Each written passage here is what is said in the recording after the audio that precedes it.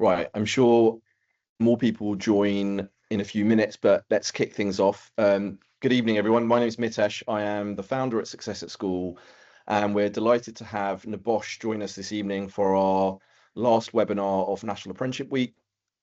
Nabosh are the National Examination Board in Occupational Safety and Health, and they're going to talk you through like some of the career options in health and safety. A little bit of housekeeping. The chat is open, so say hi there, ask questions, and we'll try and answer them at the end, or as some of them may get answered as we go along. This webinar will be recorded, so we'll send you a recording of it tomorrow at lunchtime. And we always get asked about certificates. We'll be issuing certificates for attendance of this webinar tomorrow as well, so look out for that in your emails. But with all that being said and done, I'm going to hand over to Jason, who is going to talk you through a presentation. Jason, over to you. Yeah, thank you. Hi and welcome. As I said, my name is Jason Bates, and I work for a company called Nabosh. It's great to see such a good turnout. Last count, I understand there was over 100 people that had registered an interest. And that for me shows there is an interest in the subject. So I'm genuinely excited to be able to present to you about Nabosh, health and safety careers and apprenticeships. As Mitesh mentioned, let us try and make it as interactive as possible. The chat facility is available for any relevant comments. There's a pop quiz, there's a Q&A at the end. I'll also like to take the opportunity, because I'm delighted to have Debbie and Paul Williams from one of our learning partners. They're one of our learning partners, Compass Training. They've also convinced one of their apprentices who has recently completed Megan Stoll. So I just wanted to thank Megan as well for agreeing to take part, and we will hear from her later. So let's run through. Let's run through the slides. So there's a bit of an overview of what we're going to be running through. And as I say, there's a pop quiz in there and questions and answers at the end, which I believe Mitesh will be chairing. So Nabosh, who are we? We're a globally recognised provider of health, safety and environmental qualifications across 140 countries. The qualifications are considered the gold standard for the industry. They're often seen as essential for roles such as health and safety officers, advisors and managers. As an awarding body, Nabosh develops a syllabus and sets assessments. Nabosh does not provide training directly. We do that through accredited 600 accredited learning partners in over 140 countries. The type of qualifications range from awards, certificates, diplomas and master degrees from the University of Hull at the moment. Compass, as I've mentioned, is a gold learning partner. We have silver and gold learning partners, so Compass have achieved the highest level in the Nabosh's Learning Partner Programme. And I believe they'll be talking a little bit more detail about what they currently offer. There's experiences, there's obviously Megan Stoll and her input there, an insight into how apprenticeships in health and safety run. That's also from a learner's perspective, and opportunities that can present after successful completion. So let's wade straight in. As I said, it's great if it's as interactive as possible. There are various industries, obviously, that health and safety is involved in. We've picked out a couple of the interesting ones. There are many others. Motorsport industry. So a question to open up. There have been no fatalities in Formula One since 2020 due to safety innovations. How many crashes in Formula One in the 1960s resulted in a fatality? If you just want to drop your answers into the chat there, we will come back to this later. I'll give you the answers, but if you just want to drop it into the chat as we're going along. Second question, the music industry. What method is used in music to protect employees' hearing? A, bass dampening, B, volume softening, or C, earmuffs? And number three is from the film industry. How are food allergies predominantly dealt with in filming? So if you want to drop your answers into the chat, and I'll either give you the answers myself at the end, or we'll pass the honours over to Mitesh. So wading into the presentation, and I want to talk about perceptions and breaking the myth of those perceptions, because they're very much out of date now. There is an adage or an old perception of a clipboard wielding enforcer, a classic image of someone who barks orders and focuses on catching people doing something wrong. A middle-aged demographic. Historically, the profession's seen as a domain of an older man from a trade union, or perhaps from the military, with a shirt and tie and a clipboard. They're very often referred to as the fun police, or were referred to as the fun police. A boring administrator, maybe. Many still view the role as tedious box-ticking exercise involving mountains of paperwork. There's also a perception that it's health and safety gone mad, that health and safety professionals are looking to catch employees out. The stereotype, we're out to ban harmless activities like playing conkers, wearing ties, or even putting up Christmas decorations. What's the reality?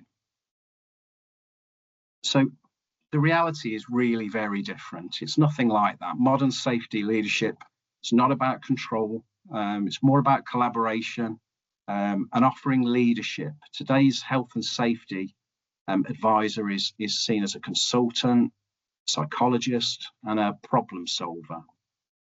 There's a younger generation that are now interested, and also a growing focus on gender balance and inclusivity, which is obviously very welcomed. The role is now very highly dynamic. Example, there's a lot of AI in use now. It's digital recording, managing psychological risks like workplace burnout. All of these things are now considered. So most of the bans and the myths, they're not the case anymore. It's more about flexibility. It's more about being goal oriented. There's a NEBOSH philosophy that runs all the way through the company, and that's very much about going home safely.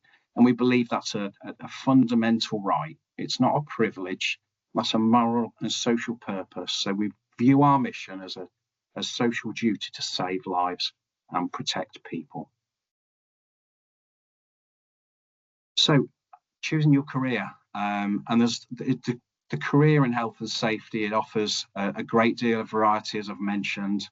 There's lots of roles within different industries and environments. It's a golden ticket to work in any industry around the world, and that's very much the case as we see it now. Health and safety roles, it's no longer confined to a desk. It's not confined to desk work, and no day is often very the same. There's very much high variety. You might inspect high rises at a construction site one day, and then be advising on track safety at a race event the next. And you can specialise in various diverse sectors, highest risk industries, the technical and modern sectors. So each day is never the same. Wherever people are working, they need a safety advisor.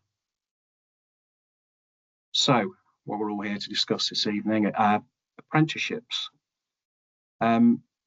So there are various pathways into apprenticeships. There are health and safety technician, environmental practitioner, the safe health and environmental technician, construction health and safety, process safety management. So I want to talk about the real benefits of being an apprentice. Apprenticeships remain a vital pathway for both individual career growth and organisational success. The system's recently become more flexible and financially accessible, particularly for younger people and small businesses. So some of the benefits: earn while you learn. Apprentices receive a salary from day one. As of April the 1st, 2026, the national minimum wage for apprentices is £8 an hour for the under 19s and those in their first year. Apprentices remain a vital pathway for both individual career growth and company success. And major UK government reforms have been announced and will be in place from August 2026. So they are more flexible and financially accessible for younger learners and small businesses. One of the vital benefits is practical experience, and getting that practical experience, getting hands-on industry relevant skills and building a professional network years earlier than traditional university students. The hot topics at the moment: debt-free qualifications, training costs, tuition fees are covered by the employer and often the government, allowing you to earn recognised qualifications, including full bachelor's degrees very often, without student loan debt. High career retention and career progression. Some interesting facts from recent research: 85% of apprentices remain in full-time employment after completion, with roughly 60% staying with the same employer. So that's quite impressive. Apprenticeship graduates often enter professional level roles much earlier than university graduates. There are also fast-track advantages. Apprentices typically gain 3 to 5 year head start in professional experience while the university peers are still studying. This very often leads to the chances of rapid promotion. Approximately 1 in 3 apprentices, around 30%, receive promotion within just 1 year of completing a programme. And this very often is a path to management. In half the companies that hire apprentices, it takes an average of only 5 years to reach a management level. And at some major firms like Rolls-Royce, 30% of senior managers began their careers as apprentices. So, what makes a great safety advisor? You need to be able to listen. You need to be a good listener. Great advisors understand safety is about people. They have empathy to listen to workers and the concerns, rather than just quoting regulations. They build trust, making employees feel comfortable, reporting near misses without fear of any comeback. The great problem solvers. A great advisor is not a no man. Instead of simply identifying a hazard and stopping work, they collaborate. They deal with teams to find a way to complete tasks safely. And they prioritise safe systems at work. They're actually usable in the real world rather than just not on paper. The health and safety advisor of today is very tech savvy. In 2026, technology is more important than ever. It's a move beyond spreadsheets. There's lots of predictive analysis, identifying trends of how accidents occur. There's a lot of technical integration, familiarity with wearable safety tech and drone inspections, artificial intelligence reporting tools, virtual training, strong communication and influencing. So it's bridging the gap between the rules and reality. So how do we start? Particularly the NEBOSH roadmap to entry. So NEBOSH offered qualification and we're very hot on the pathways at the moment. That's very important to us. We encourage all learners to adopt this pathway, and that's very much running through from a foundation level, which is the NEBOSH Awards. That's an introductory qualification. Those needing a basic safety awareness, but not yet in a full-time professional role. We then move on to the certificates. That's the intermediate level. It's the most common entry point for health and safety careers. That's equivalent to a UK level 3 or an A level. Starting in February 2026, has been a revised syllabus introducing point-based marking, online submissions for practical assessment. The general certificate is focused on UK legislation for UK-based roles. That's very much seen, as I've mentioned, as it mentions there, as a driving license for a career in health and safety. We work very closely with the health and safety executive. I just want to read a quote that's on their website to give a bit of insight. You choose a NEBOSH course if you're aiming for a specialised or long-term career in occupational health and safety. The technical depth and international recognition make it an ideal if you're seeking advancement. So NEBOSH learning partners deliver approved training and assessments, ensuring learners receive high quality, accredited health and safety education. At this point, I'd just like to hand over to Debbie and Paul at Compass, as well as Megan Stoll, mentioned earlier. She's completed an apprenticeship with Compass recently to talk to us about her experiences. So I'll pass over to you, Debbie. Oh, thanks, Jason, and thank you also for inviting us to be part of this webinar this evening. So, as Jason said, my name is Debbie Williams, and I'm the programme lead for the Level 3 SHE Technician Apprenticeship. So that's the Safety, Health and Environment Technician Apprenticeship at Compass. So Compass are also a gold accredited learning partner, as Jason said, and we're an apprenticeship provider. So we combine the apprenticeship with the NEBOSH qualification. So we are based in the Northwest, but we deliver the NEBOSH courses throughout the UK, and we deliver this apprenticeship programme in England, throughout England. We use online methods for the delivery of the apprenticeship.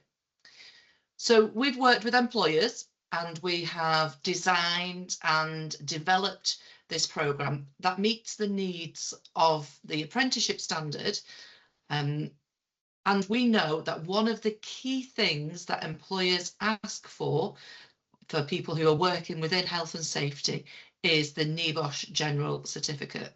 Like Jason mentioned, it's seen as the driving licence to that career. So the way that we've developed the course is we've mapped the two aspects of it into one programme. So we've mapped the NEBOSH General Certificate to the knowledge, the skills and the behaviours of the Level 3 SHE Technician Apprenticeship Standard.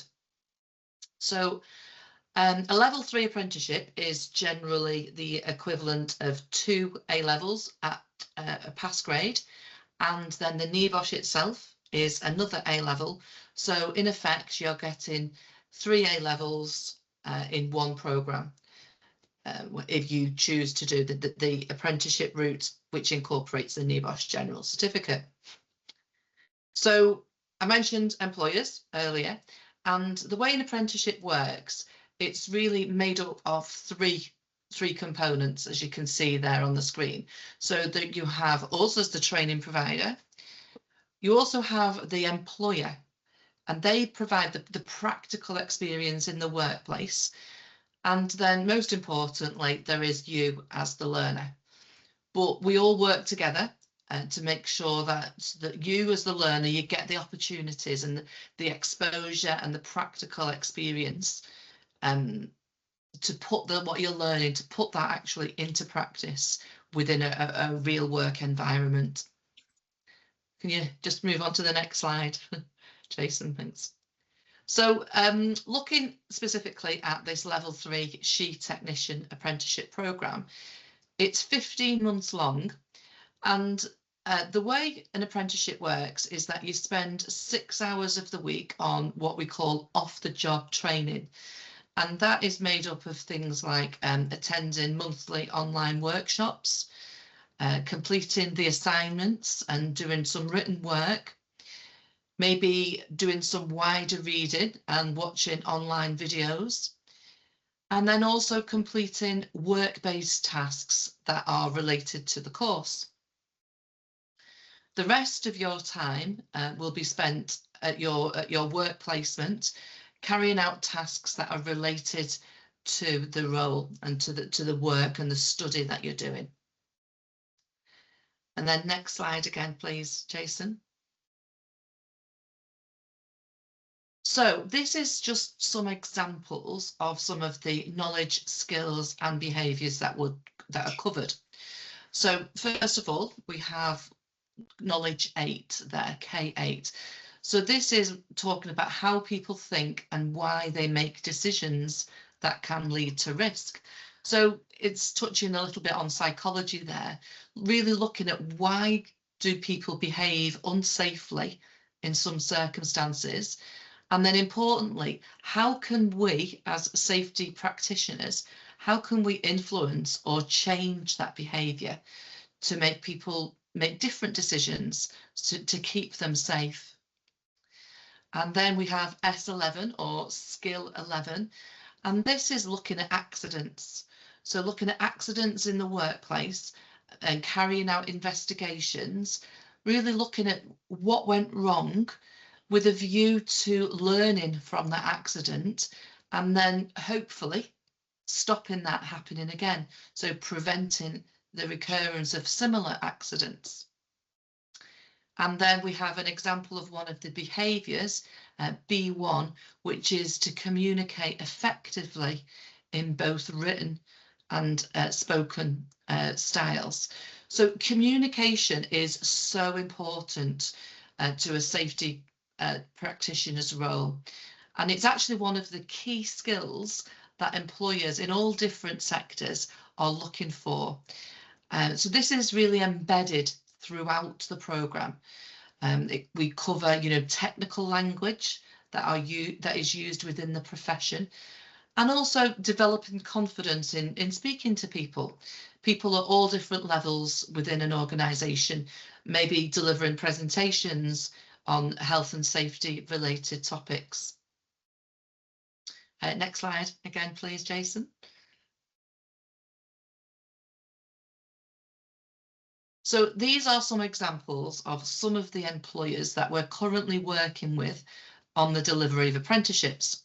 You can see there it's a wide range of organisations. We've got Wagamama there and Legoland, and then Fire and Rescue Services, Jet2, and even the Crown Estate. So these are some examples of organisations and employers that are actively recruiting for apprentices on this programme, and there is lots of opportunities with a variety of different employers.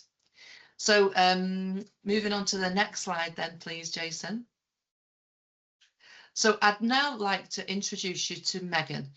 So Megan Stowell, she's just completed her level 3 SHE technician apprenticeship with us at Compass, and she actually achieved a distinction in 2 of the assessment methods.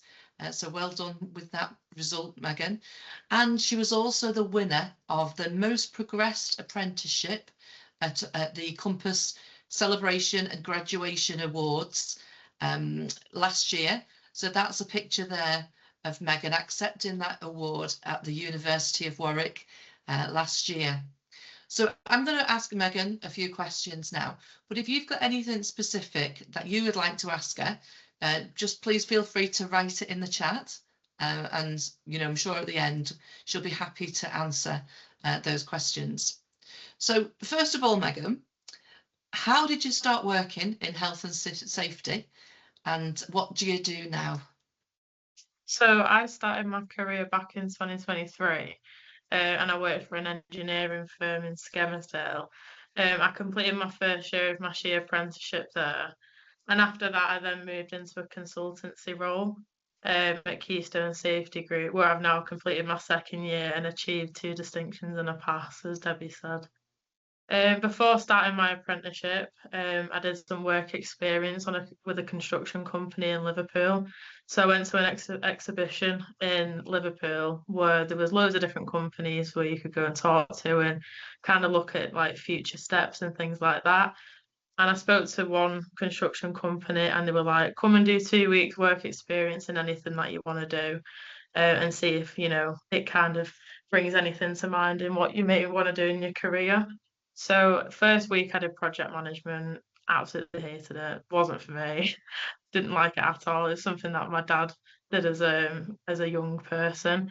But and then he was also the one who suggested health and safety, because health and safety is only just improving. It's never going away. It's only just getting better. So I said, okay, I'll do a week of health and safety, and I absolutely loved it. Like I just couldn't think of anything else that I wanted to do. So I went back into school and they were telling me just go to college for 2 years, just go to college for 2 years. And it's not something that I wanted to do. I'm not the sort of person to sit in a classroom and listen to a teacher ramble on about something that I'm not passionate about. So I told them that I was going to be a health and safety person. And it was actually school who said, you'll never get into that because you're a girl, like because I was a young 16-year-old girl. So I wanted to prove them wrong and, go into health and safety, and especially in construction. So I said to them I was going to be a health and safety person in construction, and they didn't think I'd do it because I was a girl.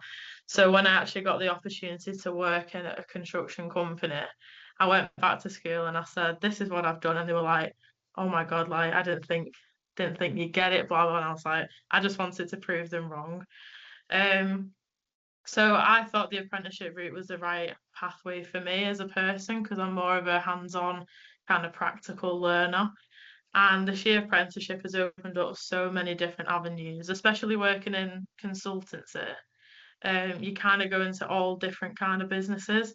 So there'll be one day where I'm at like a vehicle garage looking at with mechanics, and then the next day I might be in retail in like a clothes shop, or I might be looking at manufacturing. Like it opened up so many different avenues, and you start to get exposed to all different kinds of sectors. So, you start to find the ones that you're really passionate about. So, the sides of it which I don't particularly like, but the sides that I'm passionate about, like fire safety and environmental management and emergency planning, they're the kind of things they're just three of the things that I enjoy. And once you've gained that hands-on experience, you can then specialise in any area that you most enjoy. So after completing the sheer apprenticeship, I'm kind of looking at different career options in health and safety, but in a specialist role. Oh, that's brilliant. That's brilliant, Megan. And yeah, well done. You certainly did prove them wrong who said that you wouldn't be able to get that position because you're a girl. And that raises a really important point because we need to encourage diversity within the industry, and you're certainly doing that as well, which is great. Okay then, so what advice would you give to somebody, or what surprised you about the industry? So I think one thing that quite surprised me about health and safety is just how broad it is.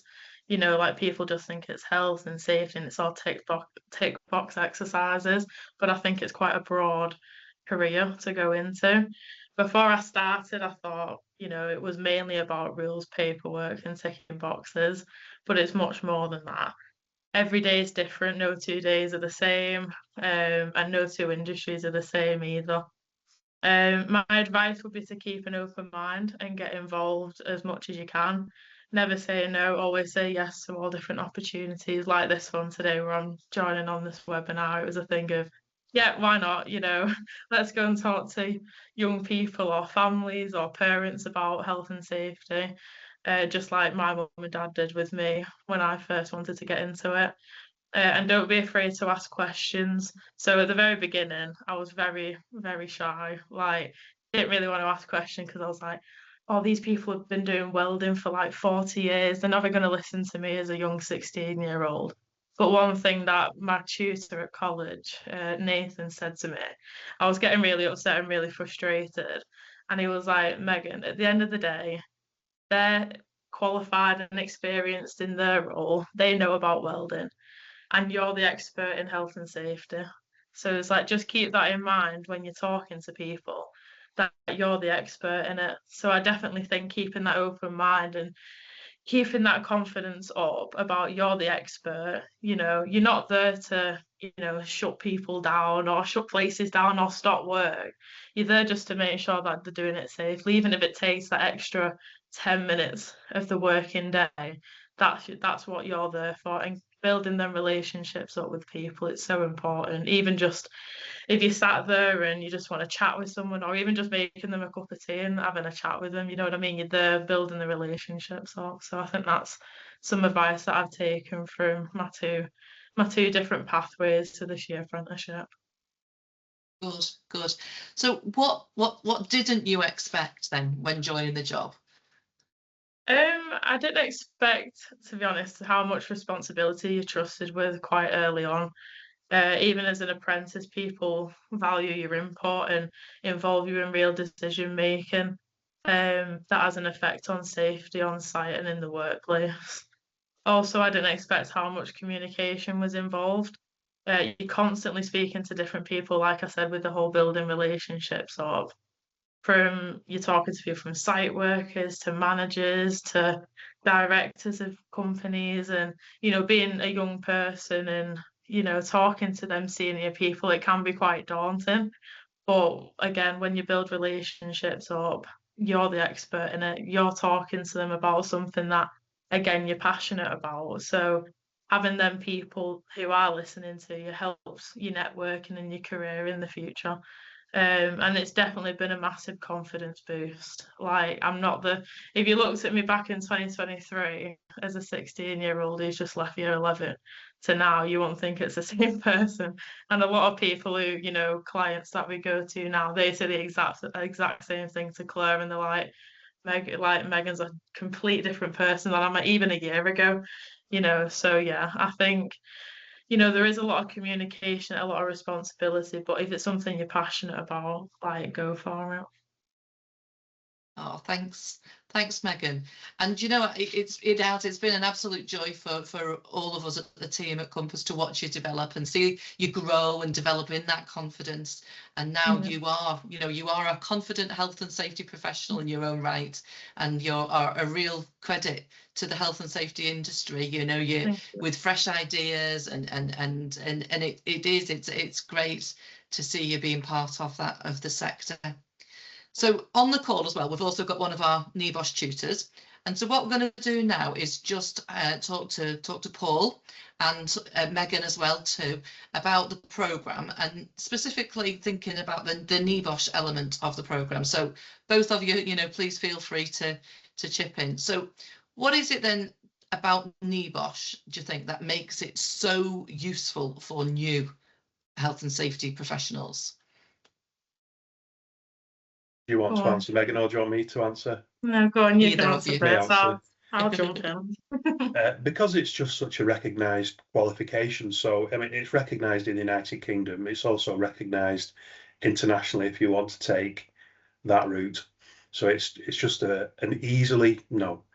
it's an achievable way to gain a well-recognised qualification. It does take effort, but it is achievable. And as you can see from Megan's experience, it is just a very beneficial experience. Yeah, I agree with that. I agree. Yeah, good. So then how does the NEBOSH General Certificate then help people to develop the skills that they need for the workplace, do you think? I think it opens up such a wide range of, different topics, even just from a lot of people think it's just looking at, hazards and risks and seeing what's wrong, you know what I mean? But in the background, there's all the kind of things of like legislation that you need to look at. And this is when people start saying to you, like, you don't know what you're on about, I've been doing it for so long, blah, blah, blah. And it's like, yeah, but there's things behind the scenes that people don't see.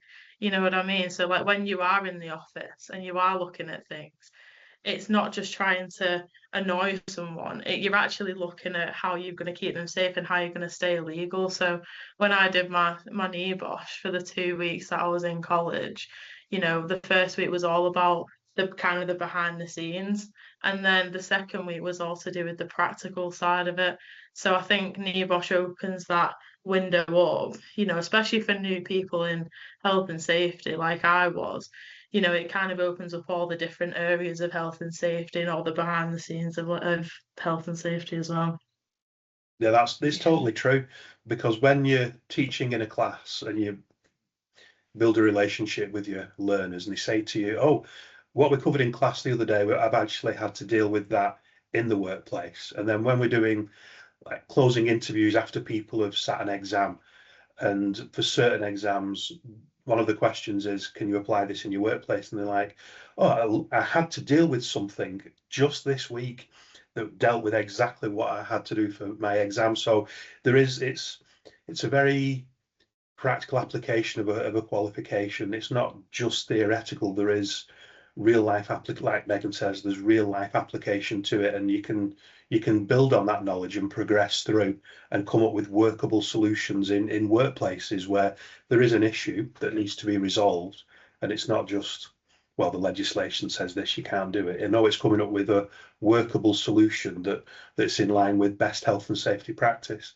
And I'm sorry, this isn't a question you've asked, but it's just kind of annoyed me what Megan said about what the school said to you about, as a female, you won't get into health and safety. It's kind of annoying, and it's interesting that I'm doing a class at the moment, and it's not a massive class, but 75% of it's NEBOSH diploma, 75% of them are female, and they've come through, like NEBOSH General, NEBOSH Diploma.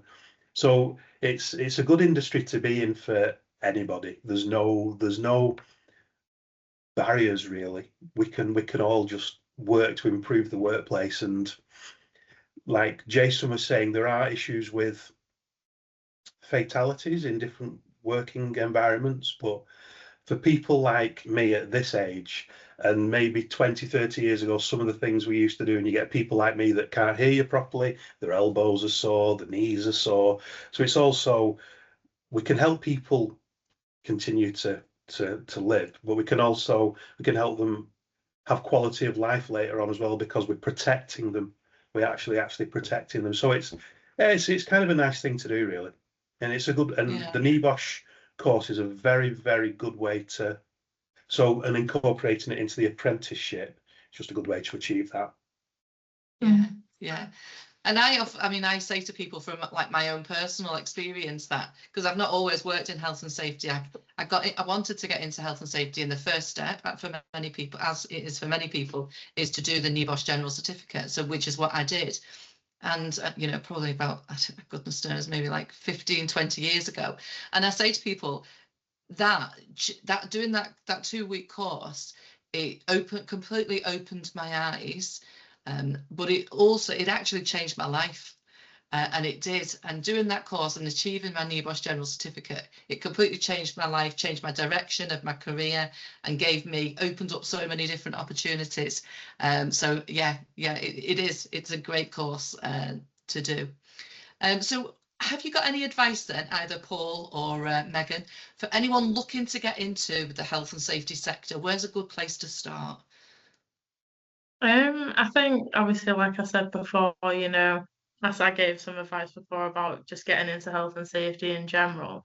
But I think focusing on, building a strong foundation, like doing your NEBOSH, is a great starting point, because you can start to see, all the practical sides of health and safety, but also behind the scenes, like I said.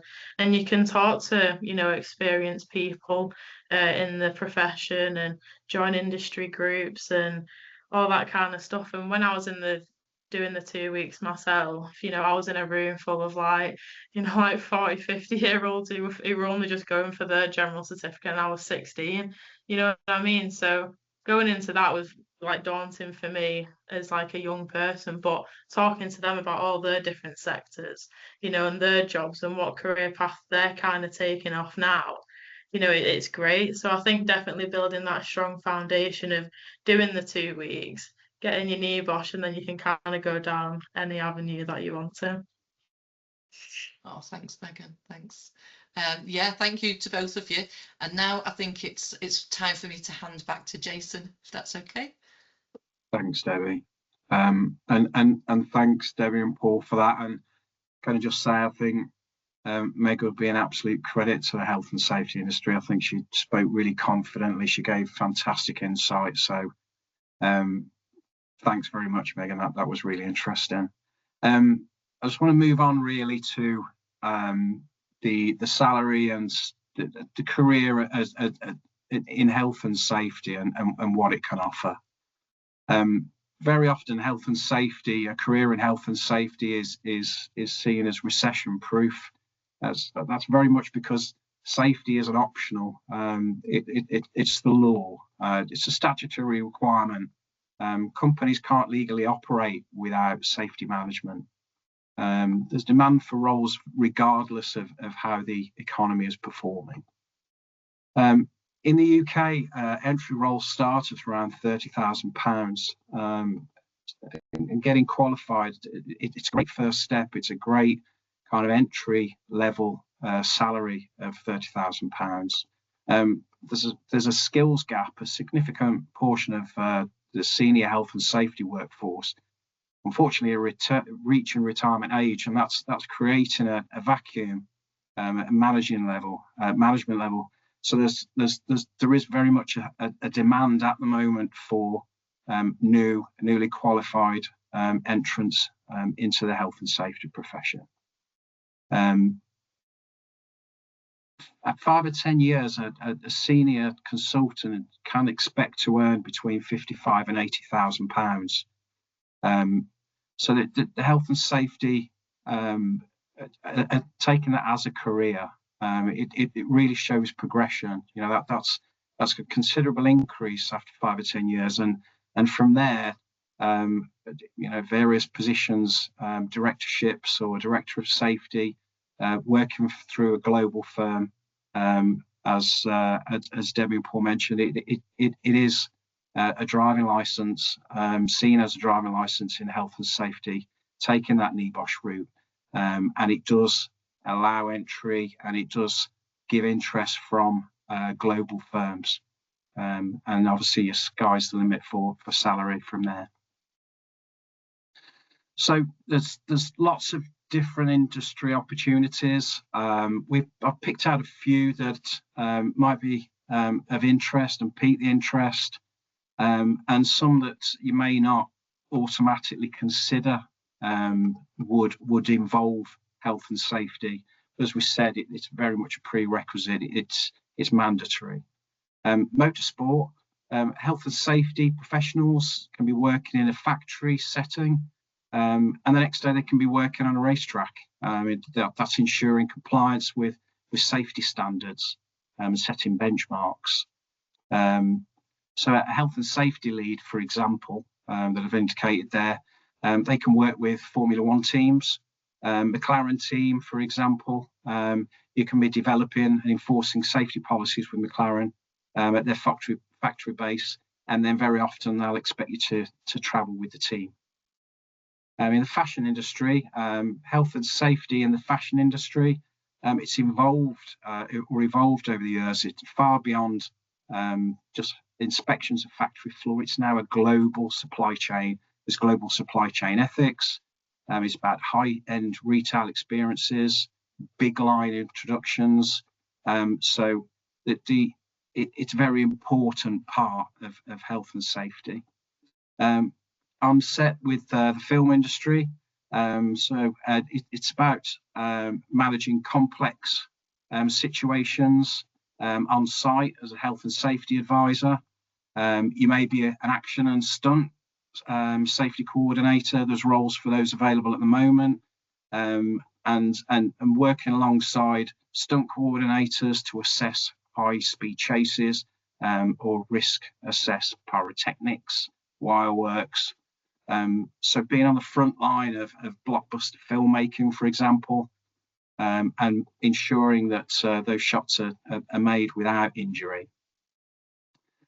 Also, security at events, health and safety there, such as rigging safety inspectors, ensuring that the rigging at before concerts for lighting and sound, special effects in concert halls. They're all done safely.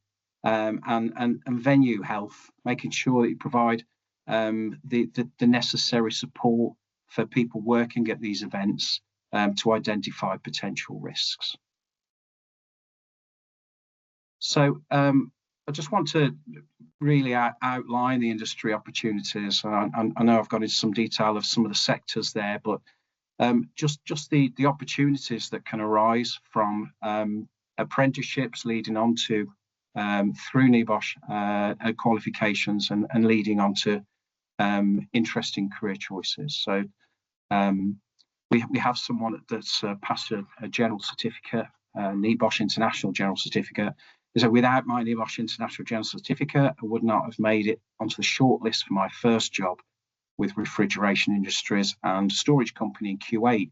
And 9 years later, I'm proud to be the company FM Director and HS and Safety Professional and a dual NEBOSH diploma holder too. So it really just showed that there's progression available. As we've mentioned a couple of times throughout the presentation, there's a global interest in NEBOSH. It's a globally recognised qualification. Lots of different corporations across diverse sectors require or highly value the NEBOSH qualification when hiring health and safety professionals. And that's because the qualifications are internationally recognised, and that then aligns with global standards. So I've listed a couple of companies. Obviously there are far more, but just picked out some from particular industries. So finally, NEBOSH, the hidden hero. So yeah, success isn't measured or is measured by what doesn't happen, basically. So it's working behind the scenes to ensure that safety is paramount. And that's that there are no accidents and no injuries and no lives lost, and genuinely making a tangible difference to someone's life. Very often as well seen as the silent guardian of the workforce. And that's the end of the presentation for me. And I just wanted to thank you all again for being here. I hope it's been interesting and insightful. And I'm going to hand over to Mitesh to take any questions for the Q&A session. Over to you, Mitesh. Thank you very much. Thank you very much, Jason. Thank you very much, Megan. We've had a few questions in the Q&A. I've had a couple of questions in my email as well, so I'll go through them. Firstly, I just Megan, it sounds like you've had some great experience. It'd be really great just to share, whilst I get these questions together, like what your best moment in your apprenticeship has been so far. If I'm not putting you too much on the spot there. Well, to be honest, like from the beginning to now, there's been so many opportunities, like especially in consultancy. Like I said before, you get such a wide range of experience, and even just being involved in like I've been involved in a couple of accident investigations on site with some clients, and being able to just kind of, even though you're not leading it and you're kind of being mentored by someone, still being involved in that situation, like it kind of makes you feel that important, you know what I mean? Because you're like, look at me, like I'm writing all this stuff down, I'm noticing all this stuff, and you can't get involved, you know what I mean? So I think things like that, like it can be really, really good, but there is obviously other sides to it that, you know, you might not particularly enjoy, or if it's like people, you know, they don't really know how to communicate well with you, or, you know, they're just going at you all the time, you know, that can be difficult. But definitely when you get on board with people and you build them relationships and you do networking, like you can go so far in the career. So I can't even think of like one specific thing, but I think the whole career in general, you know, it's just been dead eye-opening for me. Thank you very much. Yeah, so just a quick question about routes in. I know it was touched on in the presentation, but we've got a parent actually asking, you know, can you begin an apprenticeship, a level 3 apprenticeship after finishing GCSEs, or can they only begin level 3 having finished found an apprenticeship first? And along with this, we've had a question about grades. So is there any subjects that they need or any grades that they need to get before they can start an apprenticeship or start a NIBOSH qualification? No, there's no specific grades, no specific entry requirements. I mean, Megan is a good example. Megan started with her GCSEs, so you don't need to do anything further than that. You could start the apprenticeship that way. We do ask, is one of the requirements from the apprenticeship from the Department for Education, that you have a level 2 in maths and English, so which is a GCSE. It's the old grade C or above. I can't remember. I think is it a level 7 or above now. So if you haven't got those, if you're a young person and you haven't got those, then you'll need to achieve those during your apprenticeship as well. So that's for anybody who's aged under 19. So if you haven't got your level 2, your maths and English GCSE, you'll need to complete that as well.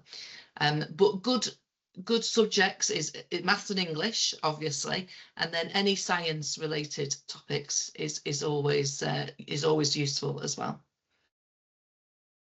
And just to follow up, this is a question from me, I suppose. Are there any degree apprenticeships that are involved in Bosch qualifications, or are they all like level 3 apprenticeships? Just a level 3 at the moment.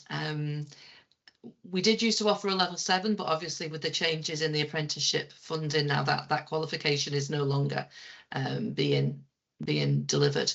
However, there is routes within to do a NIBOSH diploma, for example. So once you've done a NIBOSH general certificate, you can then move on to do a NIBOSH diploma, which could be funded by an employer. Often that they're employer funded. Yeah, so there are routes, but not a specific apprenticeship at level 6. Just to follow up on that, actually, there was a question about, well, it was actually a question to Megan about how she found the construction careers fair to get exposure to the organisation that offered her like some work experience or a career in health and safety. But also in one of your slides, you showed a whole host of companies that you work with, Wagamama, Lego, etc. That offer these qualifications. How do young people go about finding, these careers fairs or the opportunities that your clients, I suppose, offer? Yeah, I think a good way is to look at their web pages, to look at the web pages and see what opportunities they're doing. Often at sort of at this time of year on towards Easter time, they will be doing career fairs. So big organisations tend to do that, and they want to actively promote apprenticeships because they recognise the benefits, and because it's part funded as well by the government. So it's good use of that funding, and apprenticeships really employers really value the experience. So a good way is to look. And then we have links with employers as well. So if you were to choose an apprenticeship provider, whether that's a local college to you or whether that's somebody like Compass, we can also assist you. So sometimes employers will ask us to recruit an apprentice on their behalf. But as you can imagine, the demand for that it is really high from apprentices themselves. So that can be quite difficult route, but be really proactive and have a look at their websites and contact employers. Yeah, just to quickly add into that, when I was looking at career fairs I was actually 15, so I was in year 10 going into year 11.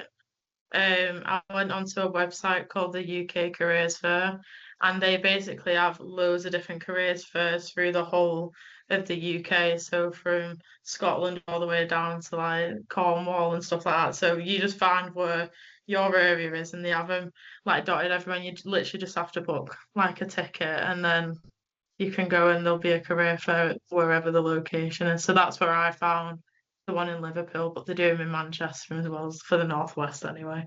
But yeah, the UK Careers Fair website, that's where I found mine. I've got a question here. Well, someone says, should they drop out of year 12? I'm not sure anyone will recommend dropping out of year 12 to pursue a level 3 apprenticeship if I feel I'm a more of a practical learner, do not want to remain on a strictly academic route. Uh, that's a direct question we had, but I suppose the question is, can they go back and start the level 3 qualification instead of like essentially completing their A levels once they finish their year 12? Yeah, that is possible. Yeah, it is possible to do.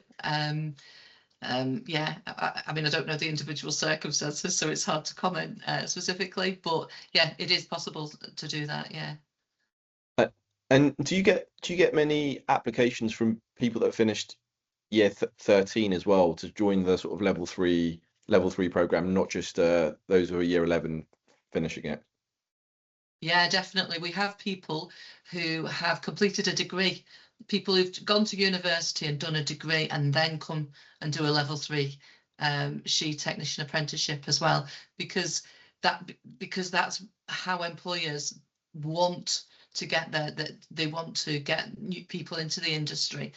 They really value that apprenticeship, so they recognise that it's the practical skills that's really important. So yeah, we have people who've done a degree and then come and doing their apprenticeship. Another question here, actually, it's work related almost. It says, with health and safety, do you have to communicate with the local authorities? I suppose this will be specific to the role that you're doing, but I mean, maybe ask Megan this, like in the construction industry, do you have to deal with local authorities? Sometimes, yeah, it can happen. Like sometimes you might have like the HSE, which is the health and safety executive. They can just rock up to your premises whenever they want. You know what I mean? So being in health and safety, and I have dealt with the HSE before as an apprentice. So they just come and they're like, we've got a specific topic we want to look at. So with the client who the HSE came to, it was about asbestos. So they came and was like, we need to see like your asbestos management plans. Have you got any asbestos surveys? All that kind of stuff. So working alongside the client and dealing with the HSE, because they can be quite pan-faced. So you don't really know how they're feeling, to be honest, and it can be a little bit daunting, because they're just there and they're looking at stuff, and sometimes they start to divert. You know what I mean? And you're like, no, come back. Like we're looking at asbestos. Like that's it. So yeah, you can deal with authorities and local authorities like councils and stuff for charities, like they can be involved in things. So yeah, it's only been once in my 2 years of doing health and safety, but it might come more, it might be less, but no, yeah, it is definitely something that can happen. And when you get into like specialist roles like principal designer, building regs, there's a lot of liaison. Or you can, if you get more into the food side of it, there's environmental health and EHOs that you deal with as well. And then, like Megan said, well, the HSE inspector. So it depends which sector you decide to actually focus on. I think Megan hit the nail on the head earlier when it's regardless of who you're dealing with, and sometimes that can be daunting, but you're there as the professional in health and safety, you're qualified in that area. So yeah, it really does open up the avenues to deal with lots of different people in lots of different roles. Absolutely. The time, it's 7:30, and that was like the last of our questions. A lot of them actually revolved around how to find stuff, so we answered that earlier.